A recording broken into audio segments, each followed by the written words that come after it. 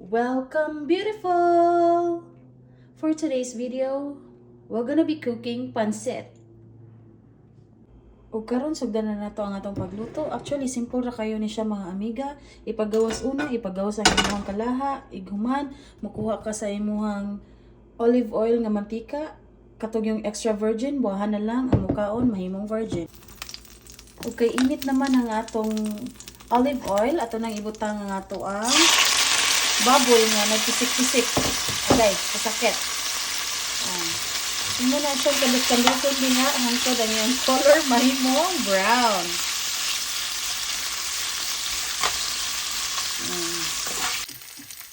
So, ingon ani nga brownish color ang akong gipangita sa atong baboy kay para crispy outside, juicy inside. Okay? So, kung naano na, ato nang ibutang ang atong lamas. Yan, saon naman lang meron.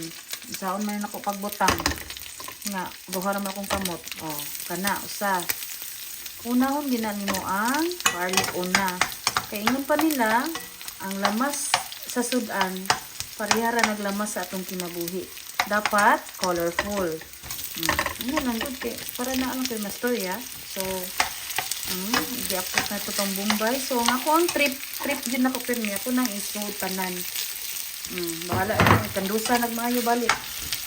Okay? Wata na nga murag mo brownish ang ato ang Bombay before nato mo proceed sa next nga step. Sige, bye! So, at this moment, ingon ani na nga time, nga butangan nato og mga lamasers ang ato ang dili day mga condiments ang ato ang baboy.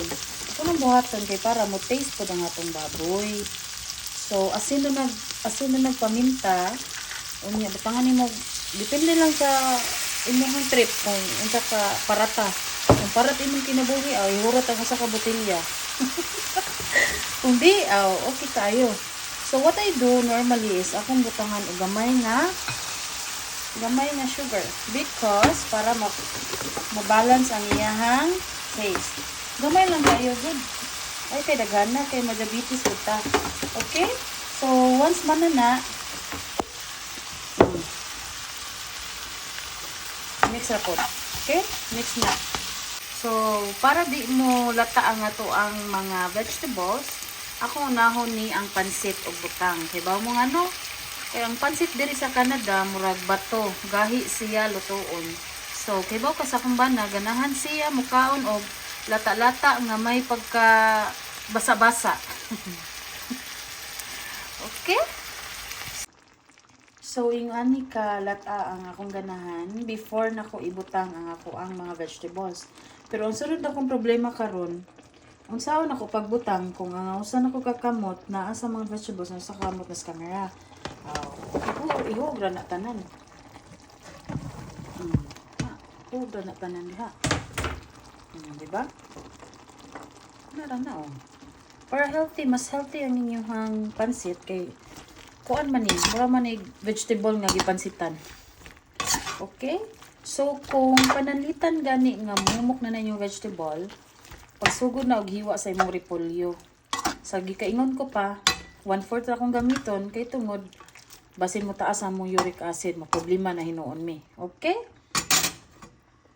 Okay, kay lata naman ang atong mga veggies.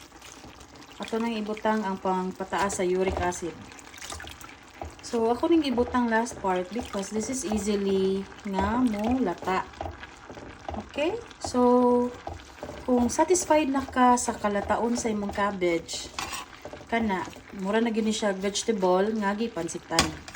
So, this is the way I like about my pansit because gawas nga mutaas na imong kinabuhi, healthy pa. Diba? And there you have it. Our pancit with lots of vegetables. Thank you.